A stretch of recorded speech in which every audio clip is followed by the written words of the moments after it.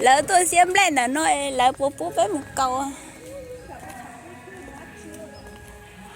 Ô nãy có chỉ mất con trốn trông lì ở nhiều. Ô chọn tông nói rong cốc cái lìa lỡ.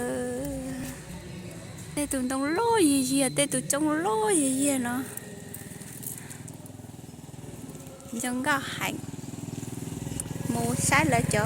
Đó là chậm đây nó mà chưa hai chấp lời nữa. Chán tu nó xíu mà tức nó chữa. Chán tu nó chế tức nó chữa là dám lên đau hành à. Chả có cú chế là dám lên đau hành nè. Là nó tiếc còn nói chế là chẳng đổi cho nên xuống dễ là vô xây. Mỗi sau tao nói lia ha. Tôi nó bây giờ tao chỉ tao muốn sao họ là lúc chế nó ít tê kìa. Mình gà lão nên rồi cho cá không mà. Ném một sao gì?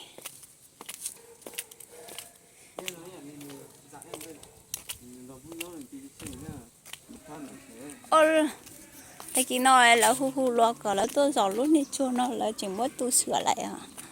Cái kia là hu loa. Nó hu rồi. Ôi, là mà cho luôn trên đó để bùi chỉ cho rõ này mà. Cái kia là hu loa cả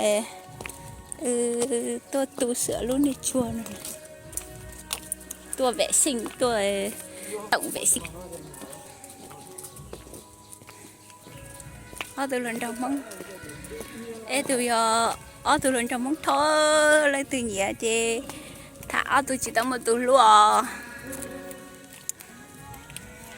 Tôi lên trong chứ tôi phải no nó. Luôn cao thế bán thế cả nhà nè.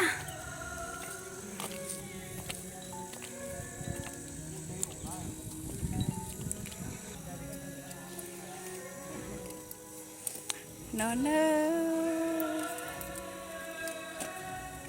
giờ lên đầu co thì cái cả lẹ mùi đã gợn quay nè ha trong lần các nói chả có cú chạy được cậu nó lo sư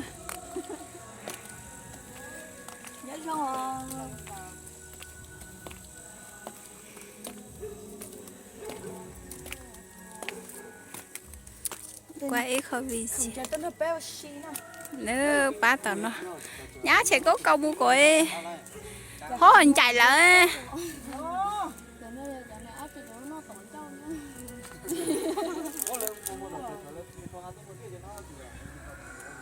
bé lúc trẻ trò nhớ thì nó lúc nó